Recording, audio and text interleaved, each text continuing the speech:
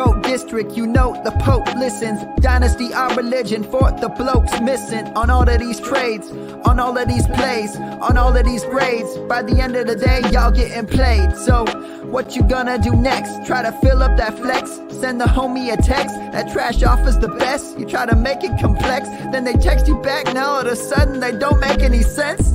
Broaden your horizons, boy. Dynasty's not for the Simons, boy. These trades not for consignment, boy. Respect your opponent, y'all some piranhas, boy. This my advice, from me to you.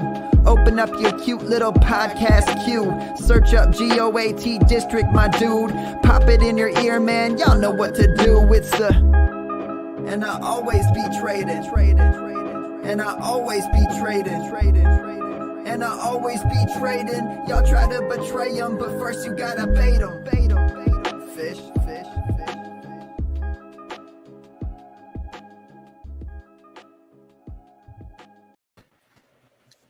What is up, Fantasy Land? We are back in the district, and welcome back to all our fellow goats who follow us on the weekly. And to any new people showing up, we appreciate you coming in. Drop the subscribe button, drop the like. You're here because you like to win. And Dan, one way we do that is by bringing in the monster guests. We bring in the biggest winners, the best analysts in Fantasy Land. And Dan, tonight is no different. Absolutely. Yes. We've got it back for repeat engagement. Find out how exactly he's doing so far this year and get all of his secrets before the waivers run this week, right? Chris is going to be giving those up for us, isn't he? I'm going to try, boys. I can't give it all up. No pressure. Yeah. No. I'm an open book here, guys. And hey, listen, it's great to be back. Big fan of the show, and let's get it rocking here. But you guys do a great job week in and week out, bringing the industry, great guest, and hopefully I can follow in that long line of great guests for you. So let's get it rocking, boys. No, happy to have you back on, Chris. I was gonna say to Theo, he missed the great words that Chris was giving us coming in, especially talking about our guests. And like Dan was pointing out, Theo is a big part of that. Dan and Theo have been bringing in some monsters this offseason.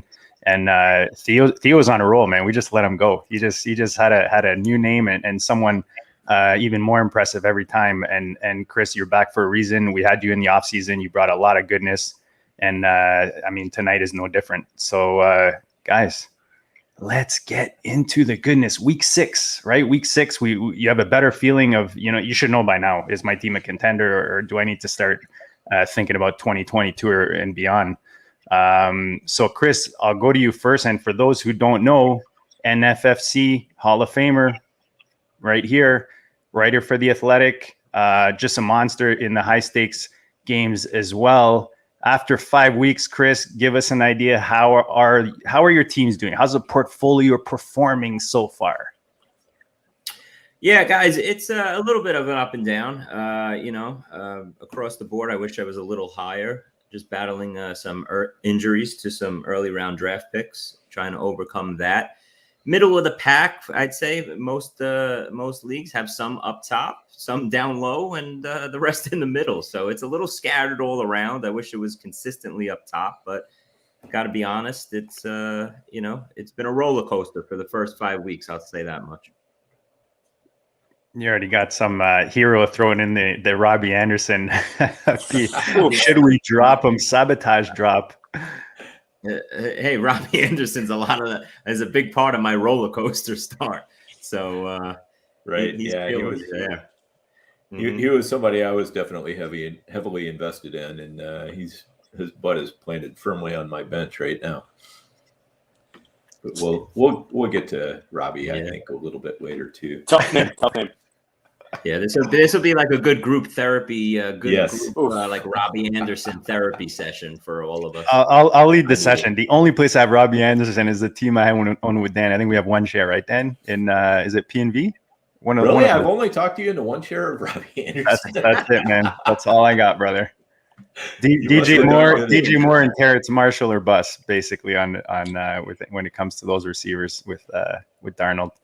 But last week we had a Beeb on here, and the 1st and 15th duo were in here again, dropping some goodness, and we talked about coming off of kind of these 5 weeks. What is one of the biggest adjustments that you've had to make? As different than kind of what you came into the season. What's a tweak that you've made so far?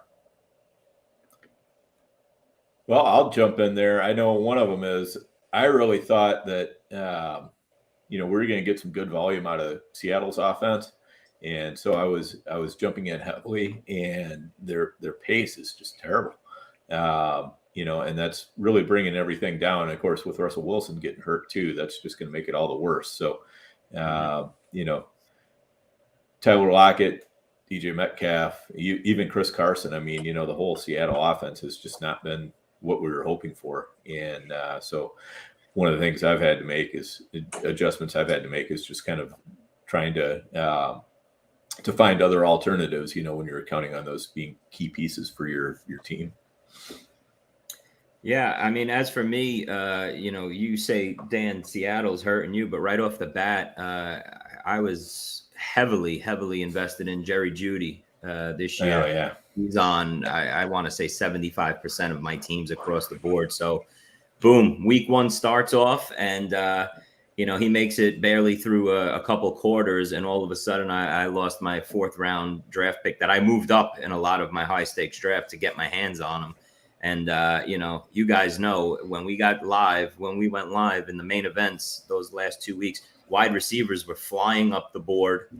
Jerry Jeudy went from a 6th to a 5th to a 4th round draft pick. And that was one of the guys. If you were on the back end in NFFC drafts, if you were on the back end of the draft in that 9 to 12 range, you had to wait, till the end of the 4th round. And the wide receivers were gone at that point. So, a lot of times, luckily for me, at that time, I thought Jeudy was the guy for me. And now, right off the bat, I had to overcome putting my 4th round draft pick on all my benches and going into my fantasy bench and hoping that my depth pays off for these first 5 weeks. So that I had to overcome that, and the tight end conundrum right here. We're mixing and matching every week. We're looking for somebody to put in our tight end slot. If you didn't get one of the big 6 tight ends, and you weren't lucky enough to get Schultz or Knox off of the waiver wire early here, you're scrambling and just praying for 7-8 fantasy points out of these tight ends every week. Yeah, I think that was a great point about Jerry Jeudy. I think this season's really been kind of a roll with the punches type season. I mean, we talk about injuries every single year, but George Kittle got me. I ended up with more of him actually in NFFC than in FFPC, so I didn't spend the extremely early draft capital, but it still hurts. AJ Brown, I expected a lot more out of. Obviously the injuries, I'm still very hopeful for him, but you see some insane usage out of guys like Allen Robinson, things that we couldn't have possibly foreseen. The guy sitting here with we thought he'd have 150 targets this year. He looks like he's going to have 100. So I think that's a great point, Jeudy. It's a rolling with the punches type season, and I think it's also it's a season where you need to be hardened enough to kind of abandon ship. I think with guys like Brandon Ayuk being willing to bench him right away, save guys wins and losses. We see the same thing potentially coming up with Allen Robinson. You have to make hard decisions. Sunken cost and draft capital needs to go out the window this season. It's just kind of a new ball game. Yeah, Theo, you mentioned another guy I could have easily have said besides Jerry Jeudy, AJ Brown, because that was my guy. And that was 2nd round.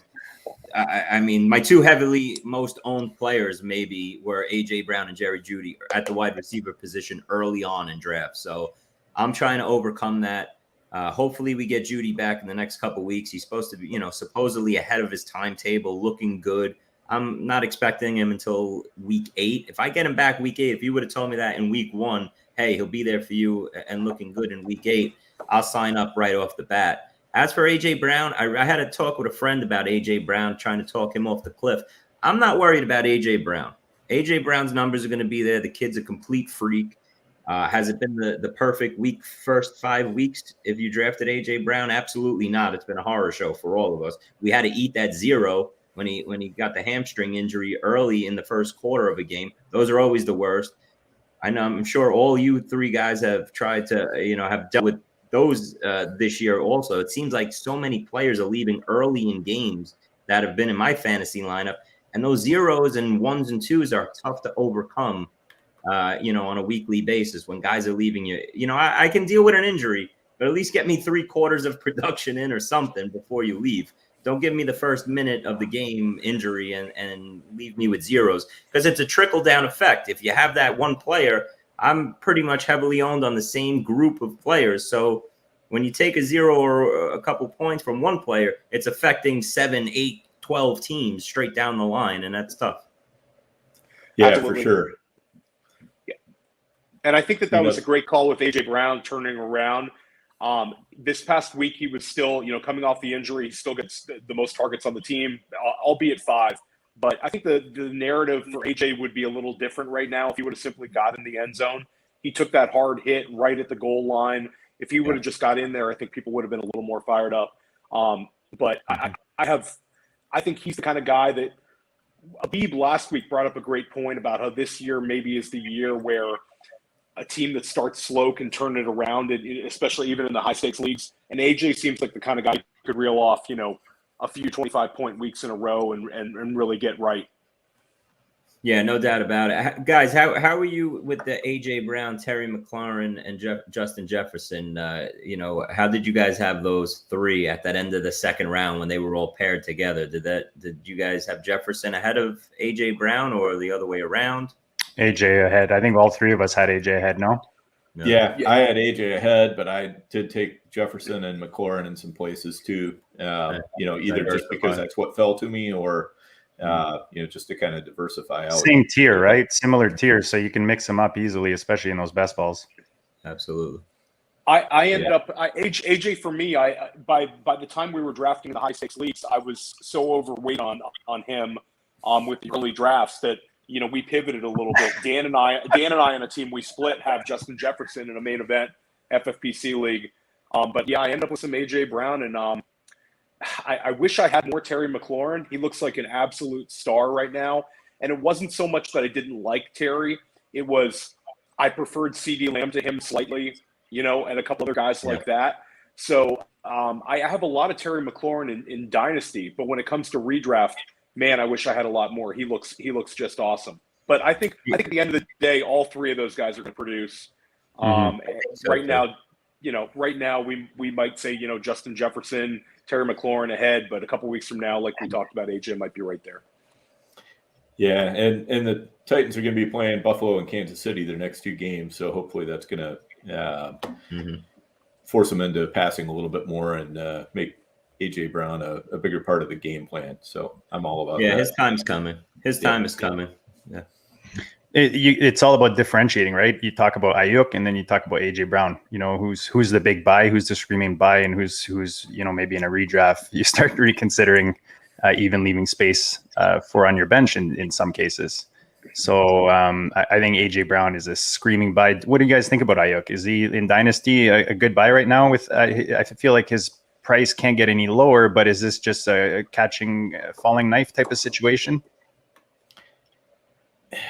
Yeah, I mean, I would buy him if you can get him for a decent price. I don't know if his owner is totally willing to, give him up for less than what he spent. Second? Yeah, if I could get him for a second, I'd take it. Yeah, me too. So, okay. I tell you what, it's scary though. I mean, there's been some bust in the top 100, but I think the 2 biggest busts in the top 100, both reside in San Francisco this year with Ayuk and Trey Sermon. Right. I mean, granted, never mind, scratch the top 100. They were both top 75 when we went live the last couple of weeks. And boy, oh boy, those are just 2, bottomless pits right now. Yeah. Yeah. I mean, Elijah Mitchell is just he's stolen Sermon's soul right now. To come back after being out a couple of weeks and dominate the touches in the backfield the way he did, I mean, it's a wrap for Trey Sermon. You know, you could forget about him, I think, for the rest of the season.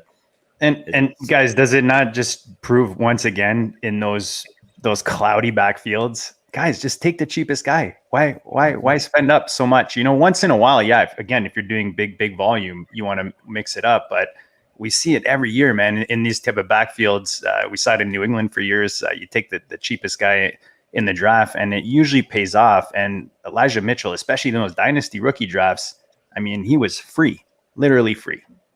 No, I mean, he was free in redraft too. And in redraft. We got to remember Raheem Mostert was, was in the picture. We've all forgotten about him already because he went down in the first half of the first game also.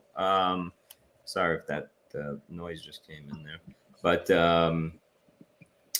he comes in, he goes out first half. I would still love to know. I had a good amount of shares of Mostert as like an RB3 on a lot of my high stakes teams just because of the builds that I had. And then you get into that, round 9 and you're like, all right, I only got 2 backs on my team here. Who's looking, you know what? Let me invest in that San Francisco backfield. People were down on Mostert coming in. Let's throw him on as a 3. And he got only a couple carries in that first game, but he looked good. And who knows what he could have been? He could have been the Mitchell of fantasy this year, but Sermon wasn't the answer. I know that much. And I think he would have too. Yeah, I think I agree with you guys, and I think it's kind of like Judy. You lost him so early, but Judy was on track to have a 13 target game at the start of the season, and it was just But I think that they were committed to Mostert, and then the back that was most like him is Mitchell, and Mitchell gets to work. So yeah, I agree with you. Trey Sermon is complete dust, especially when Jeff Wilson comes back. We might even see, some inactive Trey Sermon days coming up. Yeah, and that's just a knife in the heart too, like you bring up, Theo, because Judy comes out. He had 7 catches, I think, through like the first 2.5 quarters of that opening game, and I'm like, hey, this is going to pay off big. I was right about this one. We're going to be wrong about a lot of players, but after watching how that offense was working and how he was, I said, all right, hey. I'm loving my wide receiver 3 here on my teams. And I was looking, all right, it's going to be a 100 catch guy and be the stud that I thought he would be. And then he goes down. So, hopefully he picks up where he left off, when he gets back in a couple weeks here. Yeah. I have some teams that could definitely use him. Yeah. I was going to say, there's a few of my best ball teams with Sutton and Judy on them just because of where they were going, where it was ridiculous value. Which was an easy stack when you threw Bridgewater in there. Yeah, that's going to be a really nice pass offense, Denver, in a couple of weeks when Judy gets back. Now that Tim Patrick has established himself yet again this year as a legit wide receiver, to have Sutton and Patrick out there with Judy in the slot and a decent tight end and Noah Fant there, that's a big time pass offense. And the kid Javonte Williams is coming on big time. That's a big time buy.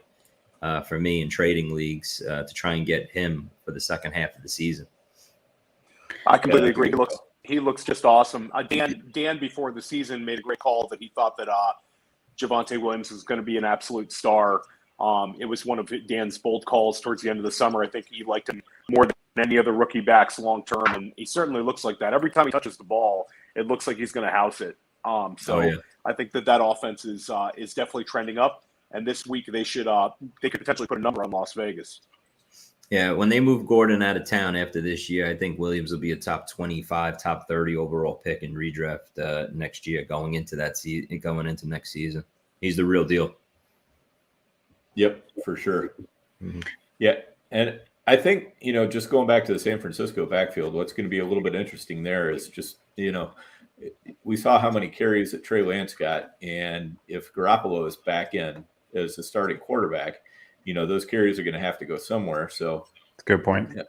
And I think probably some of those might end up going back to Sermon, so I don't think all hope is totally lost for Sermon, but he's at best a very back end of the roster stash, but Mitchell is the guy who probably stands to benefit the most even from that. So even though he had, Mitchell had a dusted Sermon, he still had to contend with Trey Lance this past week, and that won't be the case after the bye, most likely. So, I think when the bye week is up and we're talking week 7 and San Francisco's back in play, I'm probably going to be putting Elijah Mitchell in a lot of places in a flex position. Oh yeah, absolutely. Where are you guys standing on Trey Lance now? Is that the lottery ticket we can rip up, or did he blow his chance? And I mean, I don't think he was as bad as everybody seems. The other day, got 89 rushing yards, and for a fantasy quarterback, I mean, that's huge. But yeah, and he got just stoned at the goal line. I think they're going back to Jimmy G, and who knows when we'll see Lance again. I think for me, Lance is, if he's starting quarterback in the particular week and you're streaming quarterbacks and you have a chance to use him, he's a guy you have to consider, just because, like you said, the rushing upside is so immense with him. But he certainly didn't look as good as I thought he was going to look. I kind of had higher expectations, for Trey Lance. So definitely a streamer, but not necessarily like, before the year, it was like he was one of the guys shooting up as well, where people thought he had, top 5, top 6 potential, even as a rookie. So I don't foresee that, but I do think he could be useful down the stretch. I was just going to throw in, I don't have a lot of Lance, and if I did invest, it was never for 2021. I was higher on Jimmy G coming into the season than most. I own him as a QB3 in a lot of dynasties, super flex for that reason. That offense works with Jimmy G running it, and he fits that offense well. And when guys are healthy and the pieces are there to help them, that offense looks good. So for me, I just was not invested for 2021. I have him on one dynasty team, and it's a team I'm not competing with this year. So that's kind of how I approached it. So that doesn't change for me. Debo is a guy that benefited nicely. We talked about Ayuk in the backfield, but I don't know. I don't know that we see Lance in 2021 like significant winning, type of piece on your dynasty team or on your fantasy team. Sorry. Mm-hmm. Yeah, and redraft. I mean, I think you hopefully got a better quarterback than Lance. However you were starting the rest of the season. Hopefully is a good quarterback. And then now you've got to think about, well, who's my backup? Because it's probably not going to be Lance, So if you're talking about a redraft, I mean, Lance is really almost got to be your third quarterback. And, when you're talking about a third quarterback, unless you just don't have much confidence in your first and second quarterback, there's no need for a third quarterback. So I think for the most part, he's kind of droppable in redraft, unless you're just really, struggling to get anything together at quarterback. The guy who was more interesting for me, just because he was more polished as a prospect, was Justin Fields, who hasn't looked a ton better than Lance, but for different reasons. It's like Fields kind of, he's got two things going on. Number one, Matt Nagy hasn't put together a very good offense around him, and just the scheme doesn't really seem to fit his strengths. He's not running them, which would help him out a lot. It doesn't seem to be rolling him out even that much.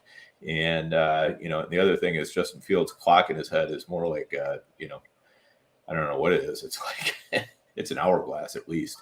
It just seems like the narrative on these rookie quarterbacks, particularly Fields and Lance, changed so quick, where if you remember at the end of August, early September in these main events, people were taking Trey Lance as the 11th or 12th quarterback off the board as a lottery ticket. Fields not too far after. So everybody was invested in these two guys, saying, all right, I'll draft a Kirk Cousins, a couple rounds later, but I'm taking Fields and Lance off the board first. I'll wait a couple weeks until one of these guys, if not both of them, takes over and takes my fantasy team to the glory land, into paradise. I think we're going 0 for 2 here, guys, in the fantasy world. I mean, Fields, at least we know that he'll be on the field, going forward than naming him the quarterback. But I'm concerned with Trey Lance. If you invested in him, to be that league-winning type quarterback, and Fields, like you guys said, it hasn't been rosy the first couple weeks now with him. He needs to run more. We need to see some volume. They're not even letting him throw enough. So it's ugly so far. But Dan, just agree with me or not, before you throw him away, go find the Jimmy G owner, or go find the Russell Wilson owner. Yeah. Or go find, the owner whose quarterback is hurting right now and maybe still contending or has a chance. And even, there's still guys who still believe, that are still going to hold on. So before you, just kind of let go, see if you can get a little something. If you can trade and redraft, that's definitely the way to go. If you're talking about dynasty, I'm still holding on both of those quarterbacks. For sure. I have a lot less long-term worries about them. I mean, I think we got a little bit spoiled with, some of the quarterbacks who've come through on the rookie years. Yeah, it's been 5 weeks. 5 weeks. Yeah. And you know what? And this year, it's just not working out like that. You just got to, in redraft, you just have to accept it and move on. But holding on to, those guys is like, you're holding on to a fully scratched off lottery ticket that is a loser. And the only reason you're holding on to it is because you heard there was going to be like some kind of second chance thing where you could send in your bum lottery tickets and, one person wins or something. It's just not happening. So, just get over it and, more than likely drop them. Guys, you're watching right now, huge show with Chris on. Only price of admission is just to smash the like button. It's super easy. It takes a millisecond. You can ask your 3-year-old to do it. Well, if your 3-year-old's up right now, that's probably not good, but just saying it doesn't take a lot of effort and it's much appreciated. Good way to support the show. Chris, is there someone that you whiffed on? We're still close enough. I think this is probably the last week we'll ask this question, but is there someone that you whiffed on? This was Dan's question actually from last year, and I kind of stole it and stuck it in here because I thought it was good. Just adding, like, and when you consider that player, was it good process, bad outcome? How do you see that?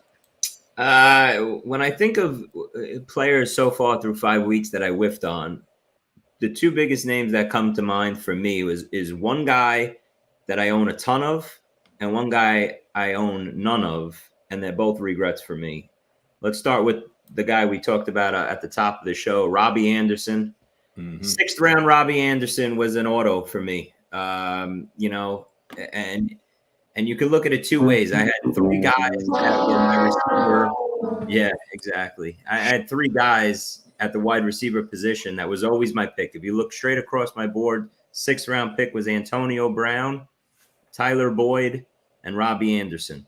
So if you look at the 3 of them, Antonio Brown so far through 5 weeks, huge hit. Robbie Anderson through 5 weeks, huge miss, and Tyler Boyd somewhere in the middle. So, I guess my Brown teams are doing really good. And my Robbie Anderson teams are struggling. So the process, no. I mean, I can't honestly say. I'm still dumbfounded, guys. I really am. Robbie Anderson, each week I keep throwing him out there. I know I got to try and walk away and have that, that gambler's mentality of being like, hey, that's it. I got to stop going back to the well. But now I look up this week and I'm like, oh, my God, he's playing the Vikings secondary. What am I going to do? Sit him out? And then there's nothing worse than finally giving up on the guy, sitting him out, and then he drops that 25. It's going to happen. Board, and you're on the sideline for the first time. So you keep going back to the well. It's the toughest thing we deal with in fantasy when we have a lemon on our hands. What do we do? When do we give up? When do we call it quits? Dan, is this is where we implement Dan's, don't put him in until he proves it to you. Right, Dan? Like until he proves that he belongs in the starting lineup. And I think about that often now. Dan said that to me a couple of times. And does this apply here? It's a little bit tough, for exactly the reasons why Chris was talking about. You're looking at the target volume that Robbie Anderson had, and he had 29%, 21% the last 2 weeks. And you look at target volume like that, and it's it's tough to leave a receiver who's getting that kind of volume out of your lineup. Now if you're talking about a Brandon Ayuk, yeah, I'm not putting him in until I see a couple good weeks. But Robbie Anderson, it's a little bit tougher to sit him, especially if you don't have any other really good alternatives. If you're stacked at receiver, yeah, put him on your bench. But if you're not stacked at receiver, I think you probably have to put him in there against, especially as your 3, as Chris has him. You want him to hit big on a few weeks as your 3. You're not expecting him every week. So that's a great point by Dan. The stats could lie to us, but the utilization is what it is. So if a guy's running routes, he's playing snaps, he's getting targets, the weeks should come.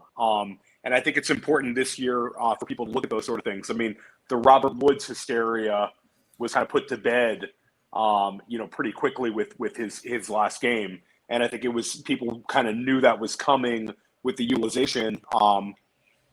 But yeah, with Ayuk, it's you don't have anything to hang your hat on. It's really scary how quickly he faded. Yeah. And just to jump back in, I don't want to, so with Robbie Anderson, yeah, I don't know what to do. I'm going to keep rolling him out there. I would have gave up on him after that Thursday nighter in Houston, but then, McCaffrey comes out of the offense. I say, all right, well, they got to go to Robbie Anderson. When you look at the Panthers offense in a whole, I mean, Terrace Marshall hasn't, really come on quick. It's like, how many times can you just keep feeding DJ Moore without getting a second wide receiver involved? But like Dan said, the targets are there, 18 targets over the last 2 weeks. Everything is there except the production, So it's one of those tough situations, but enough with Robbie Anderson. He's got my stomach turned enough. The other one that my biggest regret is Marquise Hollywood Brown, not going back to him and just getting some pieces of him, especially where he was going, 10th round. You could have put him. I could have put him on a bunch of teams as my 5th or 6th wide receiver, taking that shot, but I sat out. They bring in, they draft Bateman in the 1st round. I look at that. I say, okay, that's could be their top guy after Mark Andrews. We all know that's the top guy. And then they bring over Sammy Watkins for $5 million. I said, okay, they're just pushing Marquise Hollywood Brown down the pecking order a little bit, or he's got to share a lot of the pie in a heavy run offense, Well, 5 weeks later, Hollywood Brown is the guy that I went all in on last year, that I was hoping for. So that's an 0 for 2, Yeah, I did the same thing. I just didn't get enough of Hollywood Brown this year. I think I just have him on 1 or 2 of my redraft teams. I got him on a couple dynasty teams, but yeah, my redraft's just not nearly enough. Do you think this keeps up? I mean, I think it's a perfect storm, to be honest with you, because, I was having this conversation with a friend too. The defense is not what we thought. This team's going to be playing in high scoring games. Defense is not the Ravens defense that people think in their brains anymore. That and take away that this team has no run game. They're not a good running team. So when Marquise Brown's, was positioned on the draft board all summer long, that was with them, everybody thinking that, we had the Ravens had a good, strong running game behind them and that they'd be a heavy run team. But, that thing fell apart real quick with the injuries, to Dobbins and then to Gus Edwards. And all of a sudden, here we are. We're a passing offense now, and Hollywood's at the top of the pecking order. So the market never corrected late in draft season on Hollywood. He should have been moved up multiple rounds. People are getting an absolute steal right now, and these are the guys you're seeing at the top of leaderboards. There's people with 10th, 11th round Hollywood Browns on their team. Yeah, I actually do think it keeps up. I think he looks fantastic. And the fact that they go to him, he had the one game where he left a lot of points on the board. He could potentially be even higher if he catches 2 of those touchdown passes. I think it's a classic 3rd-year breakout. And, we saw him flash as a rookie, disappointed as a sophomore. And, he looks like a wide receiver 1 right now. Yeah, and he did kind of quietly put it together at the end of last year. He strung together quite a few good games. So that was huge. He was like like wide receiver 20, I think, over the last 6. So he kind of gave us a hint. And then I think that we kind of got away from it. And yeah, he's going to have tremendous win rates. I mean, two of the best win rates right now are the third-year wide receivers, Debo and Hollywood Brown. It's another stigma with us fantasy players is we don't want to get burned again. We don't want to go back to the well. You know, some of us are like, all right, hey, listen, it's a new season. We'll go back to the well. But some people are like, hey, listen, I don't want to get too close to the stove again. So a lot of people had buyer's remorse with Brown coming into this season. And, you know, the people that went back in on him and said, hey, we're going right back to the well, they're benefiting. Yeah, and I think my main problem too is I was just not really targeting wide receiver where he was going in the draft, you know, and that's something that, you know, I still need to get better at is just making sure I'm switching up my strategy enough where, you know, I have a few teams that are targeting players from, you know, each position at different points in the draft, you know, so I'm not consistently locked in on, you know, well, you know, rounds 3, 4, 5, 6, I'm getting wide receivers all the time, you know, save a couple of teams where, you know, I'm doing something different there. And then, you know, grabbing wide receivers in the 9th and 10th, 8th, 9th and 10th, you know, like Mike Williams is another one I didn't pick up that much in redraft. And I would have loved to have gotten more of him, but I just wasn't really targeting wide receiver where he was going in the draft. For me, it was simple. And for those who listen to the show, the two offenses I kept repeating all offseason that were huge values were Baltimore and Denver. I've said it on this show maybe every single week. And to me, that meant Bateman. I mean, we haven't seen it yet, but I'm highly invested in Dynasty. It meant Lamar Jackson, especially in Superflex. Mark Andrews. I mean, I told you guys before we came on air, I won a lot of Dynasty weeks last night with those two guys. A lot of them were, you know, kind of dirty, you know, coming back with 40 some points to take it. But this offense was just, I mean, they invested in Bateman. All the signs were there. And for me, that meant investing in Hollywood, even though, Chris, like you said, there was a bit of you know, burnage last year. But Dan, you keyed in on something that I was looking at and how they finished off the season and how much Hollywood was involved in that. And it wasn't like a 1 or 2 game off. It was consistent, you know, for a chunk of the games at the end there. Maybe we'll look up the exact stats with regards to targets and what he did. But those are some things that I looked at. And I just found this offense as a whole was really good value coming into the season. And it's paying off so far. Yeah, and, you know, I'm really interested to see what Bateman's going to bring into this offense because if he's the real deal and he's like a Kadarius Toney type where, you know, he injects life into this offense even more and he looks – and I love the kid in the summertime. So if he comes in and hits the ground running, gives them another weapon besides Andrews and Brown out there, well – all, you know, the great for Bateman, but for me, someone that is all invested in Lamar Jackson as his top owned quarterback, sky's the limit. We're talking QB1 here in my eyes. Hopefully I've had a great 5 weeks in terms of quarterback play. Who knows what Bateman could take Lamar Jackson to? Yeah, that would be pretty nice to see. Guys, let's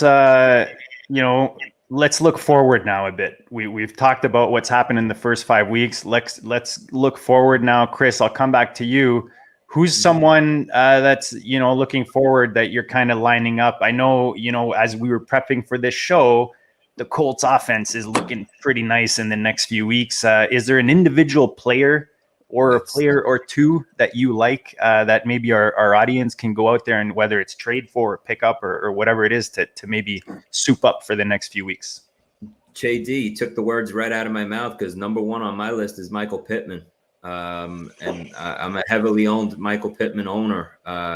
You know, we talk about where we were in certain draft and on the board and players we targeted. Well, my top 2 targets in that 7th, 8th, 9th round range at the receiver position was Mike Williams and Mike Pittman.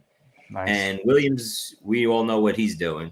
And Pittman now, after a rough couple weeks, I was worried about him. I said, all right, maybe this isn't the right pick here, but I think he's going to turn this on and be that wide receiver 1 that I was hoping for when I drafted him, in a lot of leagues. So you look at their schedule for Pittman. We're talking the Texans, the Niners, the Titans, the Jets, and the Jags. The next 5 weeks, we're talking 5 bad secondaries here. Mhm. Pittman's starting to get it going. I'm hoping that T.Y. Hilton, doesn't hurry back. And even if he does, take a back seat, Hilton. He's no longer the one on this team in this offense. Pittman is the guy. He's established himself as the one. Let's take off and run.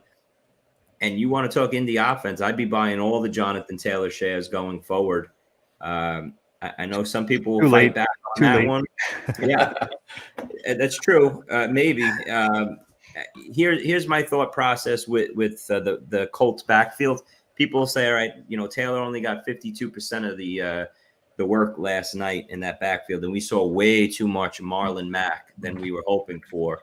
I think that was a complete showcase game for Marlon Mack, and they're going to put him on the move. And I mean, the Colts organization has to be thrilled with what Mack put out there on the field and how he looked, because now they can actually get, something for him and move him out of town.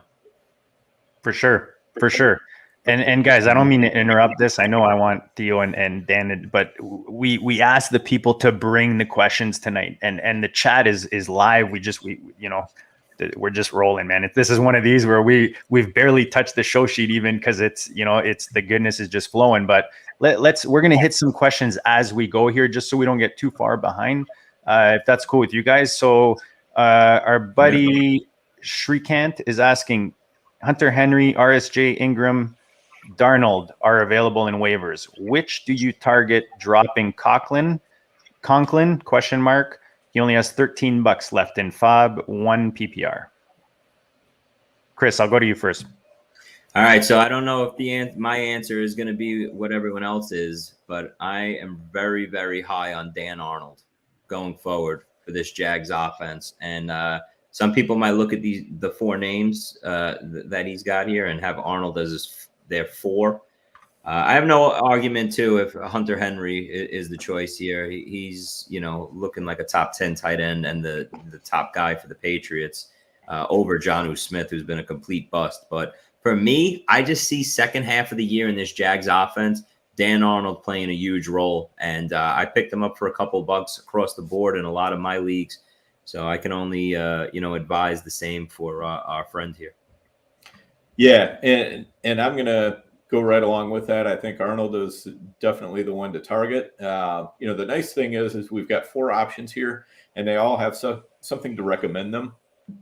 And if you're short on Fab, this is one of those places where I like to go in with just small bids and just put them in the order I like them. But I'm not putting out a big bid on any one of these guys, because I'm gonna be, I think, pretty happy with whoever I get. Probably Ricky Seals-Jones is going to be my number 4 pick, just because we hope Logan Thomas comes back after the injury. But Hunter Henry, he's been starting to pick up a target share in that offense. Evan Ingram, I mean, we know what's going on with the Giants receivers. I mean, is there anybody left? It's like Kadarius Toney and Ross, and if Ingram can jump back into that, that's good too. But yeah, Dan Arnold is probably the number 1 there, because I mean, the one thing that the Jags have shown us is they're targeting the tight end no matter who is there. I mean, it's just basically, whoever is filling that spot in the lineup, they're getting the targets. So I like Arnold a lot there, and they traded away a really good player to get him too. I'm blanking on his name, but that cornerback they traded. Henderson. Yeah, Henderson, who was their first round draft pick. I mean, they gave up on him pretty quick. So right, exactly. They definitely did. Dan, I just want to jump in and say one thing, because I heard it the other day, and it makes complete sense as we talk about tight ends and Evan Ingram specifically here. Max Williams goes down for the Cardinals this week, and he's out for the season. Evan Ingram, who I'm 99% sure, maybe you guys could back me up on this, is on the last year of his deal here in New York. Could be. Yeah. What a time to be alive if you're Arizona. Pick up the phone, call the New York Giants, offer them a 6th round draft pick, or I don't care what you give us as a Giant fan, and go put Evan Ingram on the Arizona Cardinals. And I'd like that a lot. So keep that in mind. We like to always speculate with trades and everything like that. maybe Evan Ingram gets moved to Arizona and plays tight end for the Cardinals' high-powered offense the rest of the season. That would be Move over good Steve stuff for Keim. Kyler. Move over Steve Keim. We're gonna put Chris in the GM chair for the Cardinals and let him go to work. I like it. So I'll agree with Dan. It's actually a very good week to add a tight end in a lot of these home leagues. Hunter Henry looks like he's taken a step forward. He would probably be my pick, but I'm also intrigued by Arnold. I was able to add him to a bunch of FFPC teams, so I'm happy about that. And Ricky Seals-Jones, it might be a short period of time, but he could have an absolutely monster usage game this weekend against Kansas City. He's kind of a fun streamer for this weekend. He had 8 targets last game. The wide receivers are banged up there. They're going to have to play, keep up with the Chiefs. It looks like it could be a sneaky game for him. I think he's a tight end 1 this week. I don't think Ertz will end up there just because didn't Goddard just go on IR?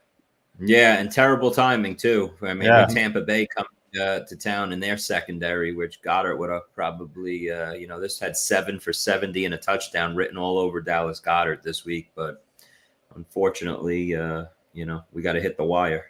Yeah. Dan, I'm going to go back to you really quick to that tight end question, because you take pride in your lining up these 4 guys, small bids. So if you're our boy Reddy here with the $15 or the $13 in Fab, how are you playing this? How are you lining these bids? What's the amounts per? Like, are you putting 13 on your favorite guy and then 111? Are you doing just 111? Like, how are you approaching it? I'm probably gonna put 2 on Arnold and Henry, and let's see, who else did we have there? And Ricky Seals-Jones. Probably 2 on all of them except for RSJ. I'll put 1 on RSJ. I might put 2 on all of them. Just kind of see who drops. Because I feel like if I'm bidding on all 4 of those guys, and especially since it's 1 PPR, it's not tight end premium. I think probably at least one of those guys is going to slip through the cracks this week. So you should. I wanted to mention that because you guys know there's the huge risk of overpaying, and there's nothing worse than throwing your whole load on something and then you see like the next bid under that was 90% less than what you paid. Yeah. It's like the worst feeling in the world. So actually, the more I think about it, I might just go single, just dollar bids, given that you only have 13 left. It's probably enough guys. You could probably add another 2-3 guys there for $1 that, in case you miss all 4, which probably won't happen, you still hit on something to play. Yeah. Sometimes you just got to roll the dice a little bit with those bids.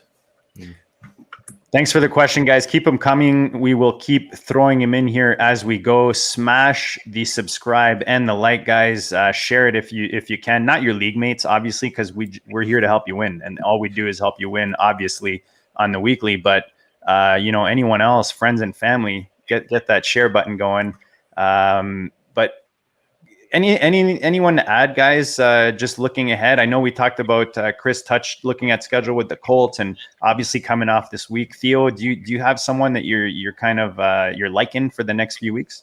Well, it's not really a guy that it's not really going to help anybody. Either you have him or you don't. But okay, so Dan, you go ahead. No, I'm joking. Terry McLaurin's going to smash the next 2 weeks. I think it's going to be like a showcase for him. We talked about the Kansas City game coming up. It's going to be a chance for McLaurin really to show everyone what he can do. Then they have the Packers the following week. I really like McLaurin to have two big games. But the guy who might be a little bit off the radar, who we were disappointed in a couple weeks ago, is Chase Claypool. I think with Juju going down, it's going to consolidate the target share, and I think it's a real opportunity for Claypool. There was a stat courtesy of Dwayne McFarland that when Chase Claypool saw over 25% of the targets, he was a top 18 wide receiver both weeks this year. So I think he's going to see a similar target share than that, and I think that Claypool is really going to turn it around. And we discussed AJ Brown. I think AJ Brown is a tremendous buy low. I'll agree with these guys on that. If you have a chance to get him in a trading league, he will turn it around. I'm very confident in that one. How about you, Dan? Yeah, another one that I really think is just overdue is Stephon Diggs. He just really hasn't done anything big yet, but everything is there for him to just be smashing. I mean, he's getting the he's getting the routes, he's getting the targets. He just hasn't gotten in the end zone that much, and he hasn't broken any of those really long ones that he tends to break a lot of the time. So. That's one where it's like it's a little bit frustrating, but at the same time, you got to know that big days are coming. That volcano is about to erupt, big time. And if you're a DFS player, you got to keep putting. You got to in the next couple of weeks, you got to keep playing Stephon Diggs because that 9 for 180 and 2 touchdown type game is coming.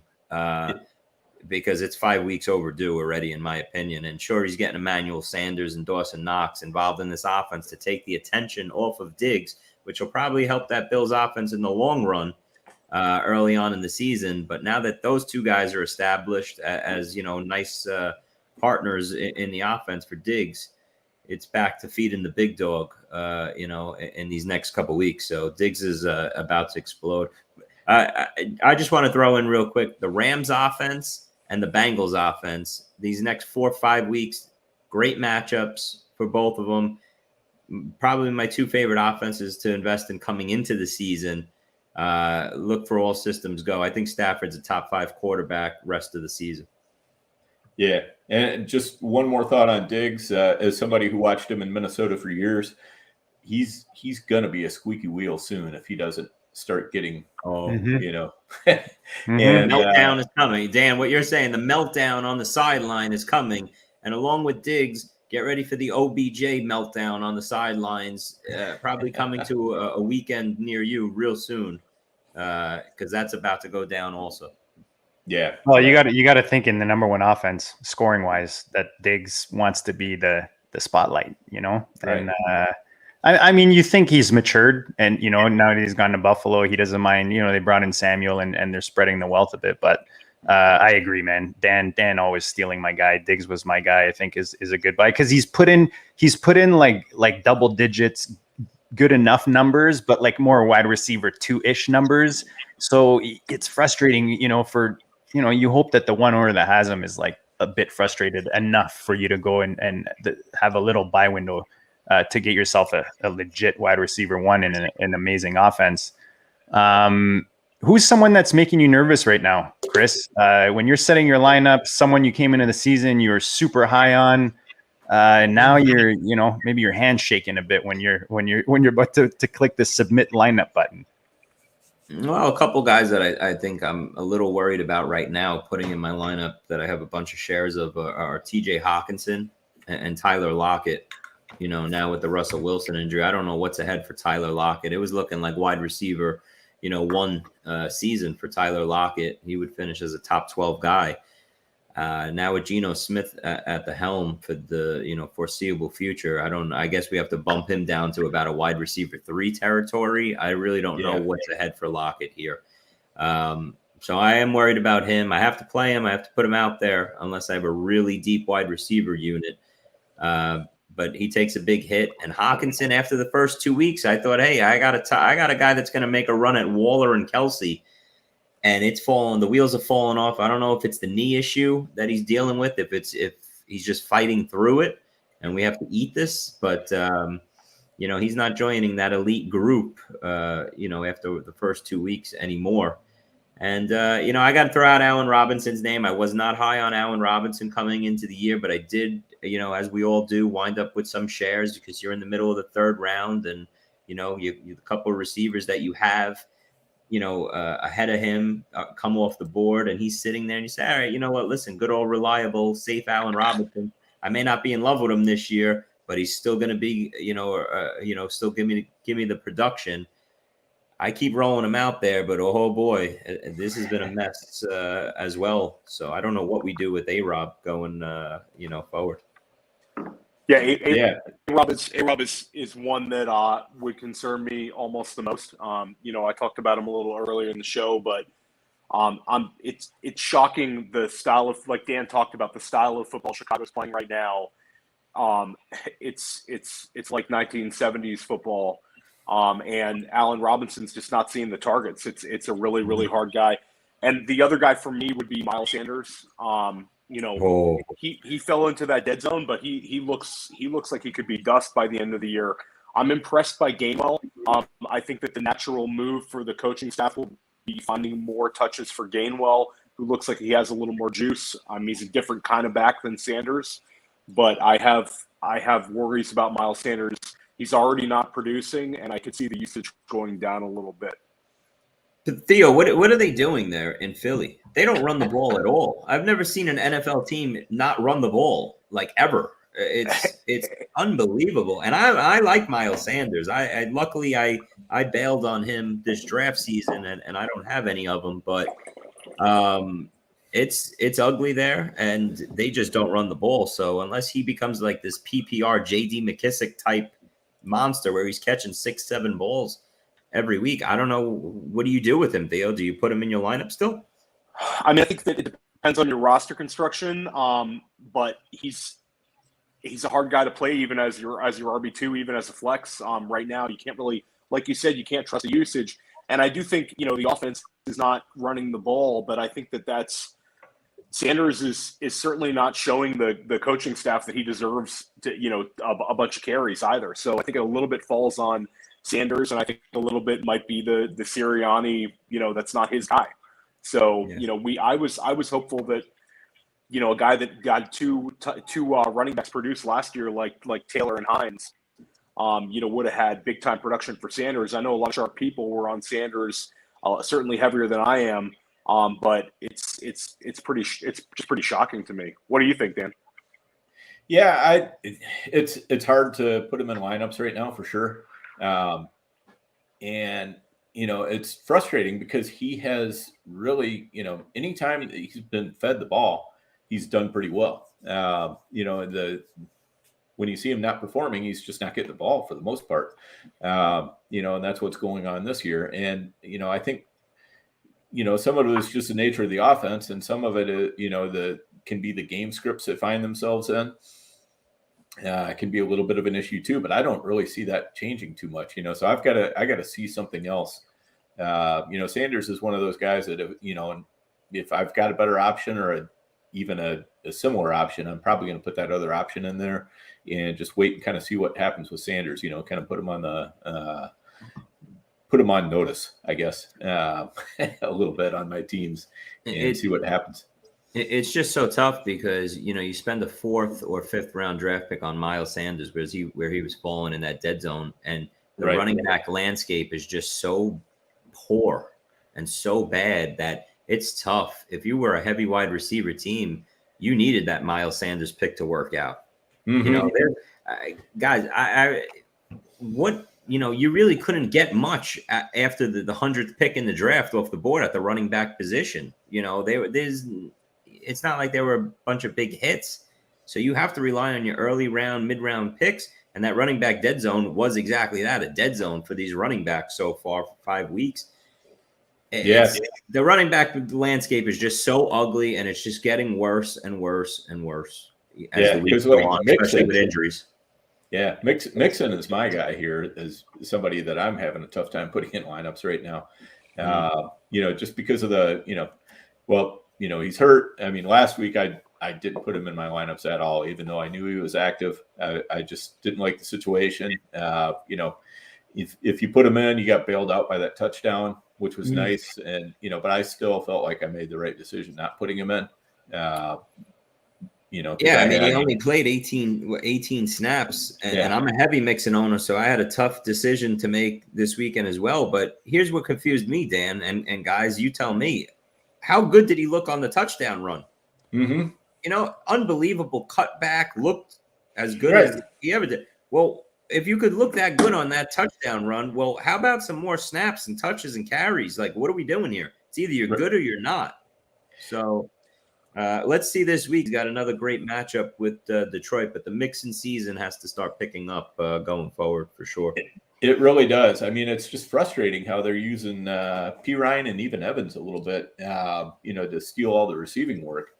And the first week, Mixon was getting all that. And then after that, now it's just like, why did that go away? It's not like he did a terrible job with it. All right. Sorry, Theo. Go ahead, brother. No, it's very frustrating with Mixon because, even we had the same issues last year where he looked great and then he would lose touches to Gio. And now it's this year, losing work to P-Ron. And this week I wish they would have just sat him out because it would have been a lot. I had to use him in a few spots. I wish it would have just been an easier decision for me. But it looks like P-Ron's going to miss this week. So like you said, it should be a good opportunity for him. This is how much. Where's my camera? See, I'm not used to where my new camera is. As you could see, I'm looking like at the birds on the left. This is how much Mixon I have, just in case anyone wants to know. Not a big Mixon guy, huh, JD? When you're picking that high, show me someone who's done it consistently enough for me to invest there. I was all about the aerial game in this offense, where I was drafting Burrow. Give me all the Burrow. Give me all the Chase. Give me all the, especially T. Higgins. But the running game was not the part of this offense I really wanted, specifically when I was drafting this offseason, again, just because of the opportunity cost that was in that same range where Mixon was going. I want to go back to our chat because the questions are coming in strong here. You guys didn't answer this one already, did you? From Marcus Lynch. Okay, so how are you guys ranking D. Smith, Waddle, Sanders? I'm going to Theo first because I feel like Theo's mad at me. I've been kind of going to Chris and Dan. Early. No, not at all. No, but he's basically asking, looking at receivers, D. Smith, Waddle, Sanders, and Visca, rest of season. Also, if you have any combination of them on the same team, are you playing matchups or are some of these guys staying in no matter what? So basically saying, do you have a must play out of these guys and how do you rank them, I guess is what he's asking. Well, I think right now, for this week, for me, it's Manny Sanders. Manny Sanders is outscoring Stephon Diggs right now. He looks explosive. He's a big part of one of the best offenses in football. For the season, I'm hopeful that the Devonta Smith big games are coming. I think he looks really, really good. And I think that offense is not running the ball, and I think that Smith is going to have a breakout game soon. Waddle's been kind of mixed for me. I think he looks very talented.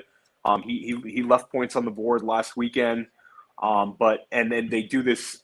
He's not getting the downfield targets that I expected, but he'll get touches. And Visca was disappointing usage. Very disappointing usage last weekend.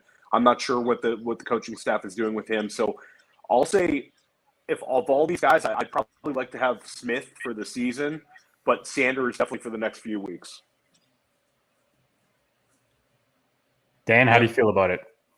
Yeah, I think that's a pretty good way to put it. I mean, Sanders is one of those guys you're just going to put in your lineup and keep him there until he gives you a reason not to.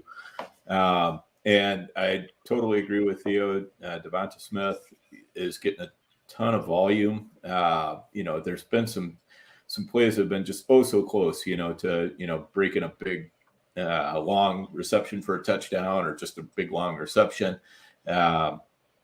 It's coming for him. And so I'm going to keep sticking him in there. Waddle has been a little bit more, as Theo said, hit and miss. And the main problem he's got right now is his quarterback. Jacoby Brissett just is not the kind of quarterback that he needs to succeed. And with Chenault, I'm starting to, he's really on my bench right now unless I'm just in a bad spot. Because they've kicked him outside. They're using Agnew, blanking on his first name, Jamal Agnew, is it? Yeah, they're using him in the old Laviska role, and now they're putting Laviska more out wide, and it's just not really going too well for him out there. I don't know, if he's just having trouble with the better cornerbacks that he's facing up against, or if it's the type of routes he's just not used to running. But I need to see something from where I'm going to put him in my lineup. Chris, were you a Sanders or a Gabriel guy coming into the season in Buffalo? Sanders. I threw him on the on a bunch of teams at the end. He was basically free. So it was a nice little ad to throw on. That wide receiver 6, take a shot. And I have to steadily put him in my lineup, get him in my flex spot these last couple weeks and going forward. But to answer this question, it's Sanders, but Devontae Smith this week, you got to put him in that lineup versus that Tampa Bay secondary. It is a disaster. So that's close, neck and neck. Those two. Visca would definitely be 4th on this list. I don't know what you do as a Visca owner now and going forward.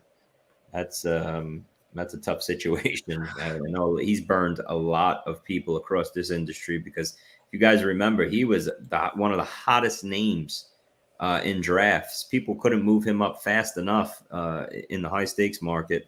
That's a collective whiff. We all, we got to raise our hands as the high stakes players, on Laviska Shenault on draft season because that did not work out so far through 5 weeks. Another example for me of buy the rumor and sell the news, right? Like, and you see it just over and over. ODB, and another example, or OBJ. I always call him ODB for some reason. OBJ, another example of that. Like, you learn that in investments, and it carries over very nicely in fantasy football. And I've applied it, so far this year, and it's paid off every time. I know we're 65 minutes in. Here, Chris, you have a curfew. We won't keep you too late, but no bedtime tonight, guys. Nice. All right. No bedtime. All right, nice. So let's move into. We started something here. Keep the questions coming, by the way, guys. We in the chat. We started fake news, which is kind of a fun thing we do, just looking at different players or situations. Dan, why don't you start this off? What's a situation or player right now that you're wondering, is this fake news or is this something we can hold on to? I think Daryl Williams is obviously going to be one of those players that everybody's talking about. Is he going to be the guy? I'm not horribly, this might be because I don't have really hardly any Daryl Williams anywhere, but I don't really see it. He just doesn't look great to me. He'll probably do okay, but look at what Clyde Edwards-Helaire was doing in that role, and he was a better player than Daryl Williams in a lot of ways, and he just wasn't doing that much with it. So it's a little bit tough to invest in Daryl Williams as being any kind of a big league winner or anything like that. You guys agree with that, or do you think I'm way off base there? I agree with you. I mean, he doesn't get me that excited. He's kind of a jag that Andy Reid seems to like, and he's stuck with the Chiefs. I think that the one argument would be is that he's got familiarity with the offense, and he will see somewhat of a role. I'm interested to see what McKinnon does. If both guys are available, maybe it's a shallow league. You could probably get McKinnon for free, and Williams is going to go for 20+% in some of these leagues. So he does not get me that excited. I just don't see him putting up the numbers to justify a massive fab bid. I think the Chiefs' offense is going to turn into Philadelphia on steroids. With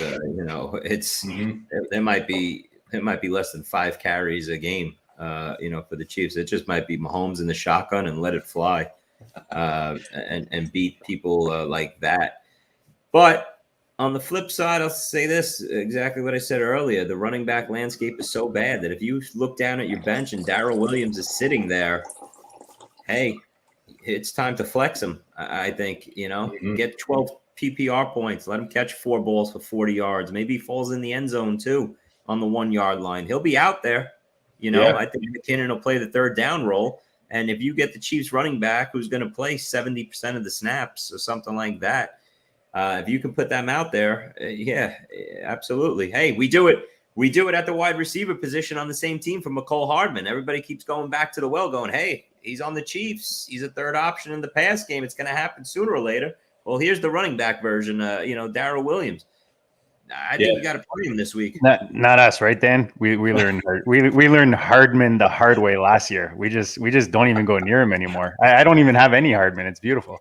Yeah, guys, real quick, I was asked on my show, my co-host Nando DeFino over at The Athletic, are you finally done? Last week he asked, are you finally giving up and throwing the towel in on McCole Hardman? And I said, absolutely, I'm done. Wash my hands. Never even looking at him again. On the few teams that I have him, that's it. I want to drop him, but I can't, because if Tyreek Hill goes down or Kelsey goes down, he's back in my good graces, right? And he's back in our lineup. And then he comes out this past week. He catches 9 balls, 70-something yards. Tyreek Hill pops up on the injury report now with a bulky knee, and all of a sudden, hey, it's McCole Hardman season all over again. True. Yep. Yeah, and I guess getting back to Daryl Williams, the best thing he has going for him is that he doesn't have to share carries with Daryl Williams. So. Yeah. And now I was going to say, he's given us 4 years now. He's had 1 top 12 and 4 top 24 finishes, but then there's Mike Davis, so we don't know, right, what these guys are gonna do in these offenses when they get the opportunity, because if any position depends on opportunity, it's the running back position. So who knows? Theo? It's very interesting with the Marlon Mack, the little rumor out there of Marlon Mack to Kansas City. I don't know if you guys saw that one today, but it would that would be a very interesting one. At the trade deadline, I think Mack could be a real thing for that offense, especially after flashing on Monday Night Football. His the price is now a little higher if that happens. Absolutely. Yeah. I'll throw out Bobby Trees. Are we feeling we're feeling great about him after last week, or is there any apprehension that it could be, or is this a trap, or is this a McVay? Exploits a matchup type thing and overfeeds the guy in this particular week and he slides back, or is he firmly in that, comfortable upper level wide receiver 2 for you guys? He's a wide receiver 2 for me in this offense. Yeah. I still think Kupp is the guy I'd rather have over Woods. I don't think last week changed my mind on that. The chemistry that Stafford has with Kupp is unmatchable, but squeaky wheel got the grease last week, and they gave Woods some of Kupp's routes last week, and he's running all over the field wide open. This offense can support 3 solid offensive players. I'm still waiting on Van Jefferson he's flashed in some of these games. I still think Van Jefferson is flex worthy if you hit on the right week. So yeah, definitely Robert Woods is wide receiver 2 going forward. Yeah, I agree with you guys. I think it's a no-brainer at this point. I think that if you're able to buy low on Robert Woods, it was a huge get, because he looks great, and there's no reason to think it's going to stop. I think both those guys will end up somewhere in the, Kupp will end up in the top 5, and Woods will probably end up in potentially the top 15 at the end of the year, the way that offense is looking. Yeah. Yeah, the main thing that Van Jefferson needs is for Deshaun Jackson to go away. Yeah. But Van Jefferson is just that piece that you need to keep on your bench. Mm-hmm. And, if Robert Woods ever went down, or I don't even want to say Cooper Kupp because of how much Cooper Kupp I have, but either one of those top 2 go down, Van Jefferson steps into going from sitting on your bench and rotting to hello league winner wide receiver 2, in my opinion. He's that lotto ticket at the wide receiver position. And Kupp just came off pretty serious injury too. Let's let him enjoy the field a bit. Yep.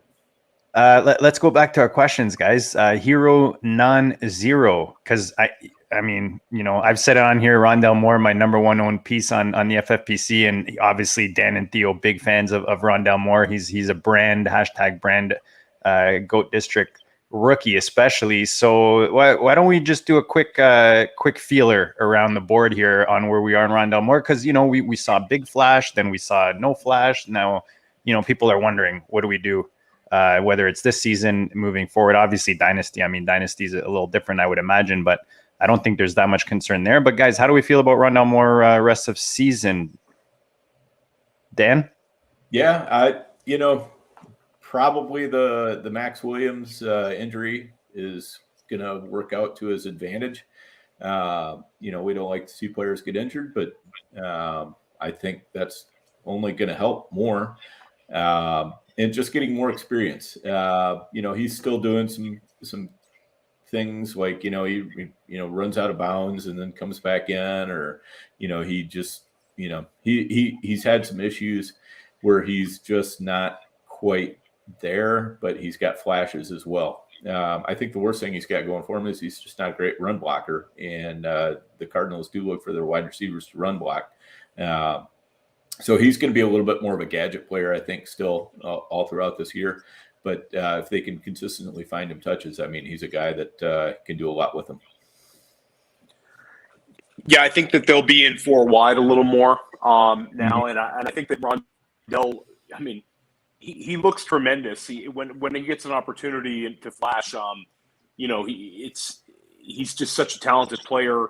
We talk about teams kind of self-scouting, increasing usage for the guys that are flashing. I could see Rondell going up, but like Dan said, he's still 4th in snaps for the wide receivers this past week. So it's kind of hard to trust him on a weekly basis, but it's really a tempting guy to just stick in the flex based on his talent level. Chris, is this just a matter of adjusting your expectations for these guys, similar to the guy you just talked about? Yeah, I think coming into the year, the expectations were a lot higher. Nobody expected AJ Green to produce what he's been producing. But I Dan makes a great point with Max Williams now coming out of this offense. Maybe they don't even go get a tight end or use one, and they put the extra wide receiver out on the field a lot more, and his snaps go up. So maybe now I've been down on him the last couple of weeks. I thought he was just somebody you're going to have to, guess the right week where he was going to blow up, and then you're going to have to get started. What was it, like 3 weeks ago, guys, that I remember he came off his huge week. Everybody was all in. Start him. He's automatically in everyone's lineup that week, and he gave 2 points, and it was, oh boy, everybody got burned by him. So I think that's what was going to happen the rest of the year. But now this Max Williams injury has me maybe thinking a little differently on him, but I still think it'll be a roller coaster wide. But after this year, that's a big time buy for dynasty leagues and everything like that. I'll be investing in more for the foreseeable future in redraft going forward. Yeah, and I'll just add to that, like any of these young prospects, especially the rookies that you're high in coming into the season, you're just waiting for these guys to have down weeks so you can go and buy them for next, and it's all about managing your expectations. You shouldn't be, and I was even going to touch on, you talked about, going all in after week 2 or whatever. Don't adjust your whole roster construction over a rookie going off in the first 3 weeks and say, oh, I got myself a new wide receiver 2 or wide receiver 1. And you go and sell off, a significant piece like a Keenan Allen, or maybe didn't perform or something, like something like that. Like, don't make drastic moves on your roster, man, in those first 3-4 weeks, especially when it comes to the rookie, especially receivers, in an offense where that ball is going to be going all over the place each week to week. Mm-hmm. Unless it's Jamar Chase, and then just pay anything you can to get him. Yeah, buddy. Those Jamar Chase Burrow stacks are just beautiful. They just sing to me on a weekly basis. Yeah, guys. I remember when I was on with you guys the first time over the summer, and we were gushing about Jamar Chase, all 4 of us, about how much we loved him. And man, times that by 100 now. Mm-hmm. Yeah, absolute stud. It's unbelievable. It's unbelievable how good he looks. And it was so nice to get, that he had those drops. And I was just going to say that. Buy the dip. Buy the dip. Buy that dip, yo. That sent him down 2 rounds, those drops and being scared. I mean, unbelievable buy on the board the last couple of weeks of drafts. Yeah, the high stakes community was correct on him when early draft started. He was going in the 4th round, and then everybody kind of hive mentality where he dropped, and 6th round Jamar Chase is pretty awesome. And this time, next summer it's going to be talking about, do I take Jamar Chase like 10th overall, or hope that he gets to me at 15 or something like that. Yeah, I think one thing people have to keep in mind the reason we like to bring in the high stakes, the people who are successful at high stakes, is because of the volume they usually play, and because of the amount of years they've been playing. The experience becomes a tool. It becomes a weapon, and that's where guys can identify themes and patterns a lot quicker than maybe someone who's been playing dynasty for a year or two or fantasy for, a year or two versus a few decades. And I think that's in those scenarios, we're all just sitting around saying, please, keep talking about him dropping the ball and I'll just keep buying the dip. He's going to be just fine. We haven't even hit his rookie season yet. And you guys are panicking. You know what I mean? So I think that's one other reason why we keep bringing in the guests we do, because of that value that's expressed. So let's do a quick, rapid fire if we can. We'll try here. I got to bring my boy Debo up. I'm a big fan of the boy, especially in Dynasty. He was such a good value coming into the season. Is he a wide receiver now, Chris? And then I have a little offer sitting in an inbox that I want to run by you guys with Debo. I think you broke out. Is he a wide receiver or what? One. The rest of season, wide receiver 1, I can't commit to that, honestly. I think he'll fall into that wide receiver 2 range. I think it's been a great 5 weeks for Debo. I think he's top 6 right now, but I think that'll slide a little bit. Not the biggest Jimmy G fan. And, I think, listen, he was a great buy on the board for where he was going. One of the biggest steals on the draft board, but let's put a wide receiver 2 tag on him for fantasy rest of the way. So you know what? I'll throw this out before I pass to the boys. You guys can answer as we go around. So you selling him for like maybe a mid to late first and an early third? Super flex, tight end preem. Okay. Yeah. Super flex. Then I think so. But that first that you were getting for him, it was a 2023 first, was it? No, 22. They're both 22 picks. They're okay, both 22s. Yeah, I mean, I think that's certainly a deal you can make. I mean, it depends on, if you're not competing, then it's probably a deal you want to make. If you're competing, it's pretty hard to let go of Debo right now. Somebody would have to kind of bowl me over with an offer, I think. For sure. This is more, I know a lot of people are holding Debo and either it's a surprise and maybe they didn't expect to contend. And now they have this piece and yeah, for sure, it's going to help them. But a lot of people have them on their rosters and they're maybe not contending. And now's a really good opportunity to still buy, like Chris said, if those targets and that, the ball gets passed around a little more, then maybe that value and that opportunity to sell high disappears a little quicker than we expect. So I'm just saying it might be a good time to. I mean, do we really think George Kittle is going to continue? I mean, I know we don't have him now. He's going on IR for the next 3 weeks. But is George Kittle really going to not turn this season around and become George Kittle and take the targets and yards and everything that Debo's taken advantage of with Kittle's with the slow start? Is this really going to continue? I can't buy into that. Theo, I know you said early on you've been disappointed with him. You weren't in on him. I was completely out on Kittle this year, but in one high stakes draft, he landed into the middle of the 4th round, and my receivers were off the board that I wanted. And I said, you know what? Now's the time to take the one Kittle share in case I'm wrong. And I lose sleep over it now because there's nothing worse than taking a guy in a big draft that you weren't in on just because he fell there, and we still fall into that trap. Everybody does. It's a good point. I usually avoid doing that. If I'm out on a guy, I'm out. But if you play enough volume, you say, let me grab one share just in case I'm wrong there. And I wish I would have sat out completely. Yeah, me too. Debo's an interesting one, especially for Dynasty. We've talked about it on the GOAT District a number of times. Is even if it feels like the wrong move, when you think you're selling at the guy's peak value, cashing out is oftentimes the right move. You can't get so attached to, the guy. It's the value he could bring back. Debo before the season was not getting you a first-round pick in any league. Now in some non-superflex leagues, if you're a contender, you would trade a first plus for Debo. He might be that missing piece. So it's really hard to let go of a guy producing at a very high level, but it's sometimes the pragmatic move. So if you think Debo is the kind of guy that can have multiple wide receiver 1 years or multiple top 15 years, I'm not sure that he's that kind of guy. I think that he was getting the downfield targets this year. It's been kind of a perfect storm. Ayuk disappeared. Mostert went out. Kittle was, injured and kind of a, weird usage for him. It's been as good of a 5-game stretch as you can imagine for Debo, and he was bailed out a little bit this past week by the rushing attempt touchdown. So it might be time to sell in a dynasty league, but redraft I'm very comfortable with him. I think if he's not a wide receiver 1, he'll be close to it. I think he's a top 15 kind of guy right now, and with Kittle out, we talk about when Kittle comes back. I think he'll get Kittle usage. But right now, Debo's kind of the only show in town, so he'll continue to be featured. So it's a tough one, JD. It's a tough one. Yeah.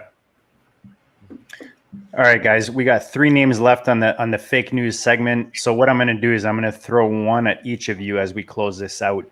Chris, always a blast, man. You always bring tons of goodness. I honestly, we did an hour and a half. We didn't touch on a few things. We could go on for a while. But we always appreciate the time you give us, the goodness you drop. Remind the people where they can find everything you got to offer, that you're dropping, that you're producing out there at The Athletic. And why don't you, I'll throw this one at you. Jameis Winston, a QB1? Oh, God, no. Oh, God, no. No, I'm not signing up for that Jameis Winston QB1 season. I'll take a hard pass on that. Yeah, send that down the line, JD. I'm not a Jameis. He's had those couple good games this past week, included with the 4 touchdowns, but maybe he'll be useful when Michael Thomas comes back into this offense. But until then, I still can't trust him. Taysom Hill, he's going to play too much of a factor. And there's nothing worse than getting down inside the 10 and seeing your quarterback come off the field and Taysom Hill come in. So right off the bat, I'm out. If you're taking my quarterback on the field when I entered the red zone for as many times as I can get to the red zone, no thank you. So absolutely not QB1 season. He's Chris Vaccaro at Chris Vaccaro GST on the Twitter machine. Check out his goodness on the regular at The Athletic. I forgot to plug myself there, JD. I'm sorry. Go ahead, thanks for doing it for me. Yeah, you can catch my article every Thursday. It comes out on The Athletic. I go through, what's going on around the league. I try and touch on all the fantasy players and games as much as I can. A little quick review of the previous week and, a preview of the upcoming week. And, the podcast with Nando DeFino, Brandon Marianne Lee is every Wednesday. The Athletic Fantasy Pod. So thanks. Yeah, we got a Brandon Marion back on the show. She's a great guest. No, we love what you guys are doing over there at The Athletic, man. Keep it up. It's a ton of fun. And again, thank you for jumping back in the district. Absolute pleasure, man. And anytime. Loved chopping it up with you 3. Yep. No, absolutely. And I highly recommend Chris's pod and also his article. A lot of people tuning into the GOAT District like the high stakes stuff. Chris is giving it from the high stakes perspective. There's some very, very useful stuff in the podcast and in the article. It's top notch work, and we highly recommend it. Yep, definitely. Seconded. 100%. He's Theo at the OG Fantasy. He's at Overhyped Sleeper with no E on the end. But doesn't mean you're getting any less value, because the goodness keeps coming from those two on the weekly, and the privilege is mine to hang with them. And our guest, as usual, is awesome. So smash that like if you if you got anything tonight you appreciate, you want to show your support for the show. Check out Viridian Global for any goat gear. I've got my True North tee on tonight. You've seen my goat hat is somewhere in the background. Go check it out, guys, whether it's our show or any of your favorite fantasy football shows. Even if it's not a podcast or a show, they've got, your favorite players on there.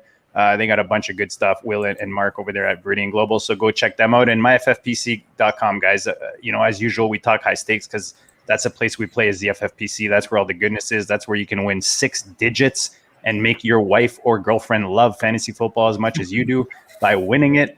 Just ask our boy Abib, who was on last week. And guys, go check out those past shows because we keep bringing the monster guests on the regular. What else we got? I think that's it, guys. Actually, you know what? Just a little. If you're listening right now, we are looking to add a member or two to the team. So if you think you know what, you've got what it takes. You're winning out there. You're crushing your leagues out there. Maybe you got some goodness. You're dropping articles, some videos. Reach out to us. Maybe you produce or do some graphic work. Just reach out to us, man. We're always looking for some quality teammates, some G Unit members. For the GOAT District, so we can keep bringing it. And guys, go get that week 6 win, that W, because it's we're getting into the mid, the girth of the season. So hopefully we help you guys tonight, and we can keep helping you bring the W's, and we'll just check you all later.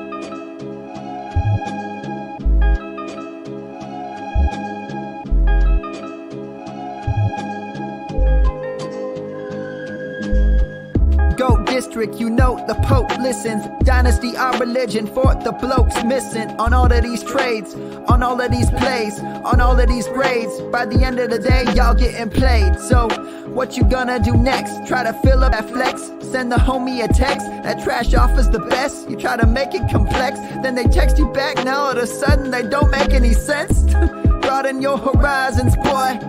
Dynasty's not for the Simons, boy. These trades not for consignment, boy. Respect your opponent, y'all some piranhas, boy. This my advice from me to you. Open up your cute little podcast queue. Search up GOAT District, my dude. Pop it in your ear, man. Y'all know what to do. It's the and I always be traded. And I always be traded. And I always be trading. Y'all try to betray them, but first you gotta bait them. Fish.